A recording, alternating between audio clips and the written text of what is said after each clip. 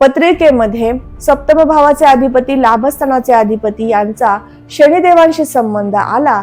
जो मिळणारा तुमचा लाईफ पार्टनर आहे तो अधिक विचारी, प्रत्येक गोष्टीचा खूप विचार करणारा, आजच्या या दिवसापासून पुढच्या 10 वर्षांचा विचार करून गुंतवणुकी करणारा, ज्ञानी, बुद्धिमानी अशा स्वभावाचा मिळतो.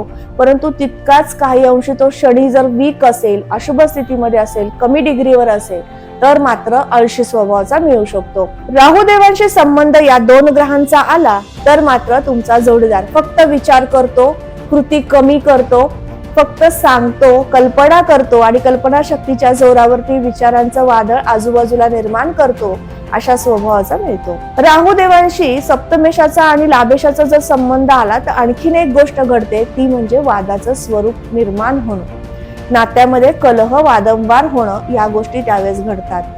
सप्तमेशाशी आणि लाभेशाशी केतुदेवांचा योग आला, शुभयोग आला किंवा या ठिकाणी केतुदेवांच्या दृष्ट्या आल्या तर मात्र तुमचा जोडीदार हा ज्ञानी असतो, चिकित्सक असतो, दूरविचार करणारा असतो, मनशांतीशी प्रिय असतो.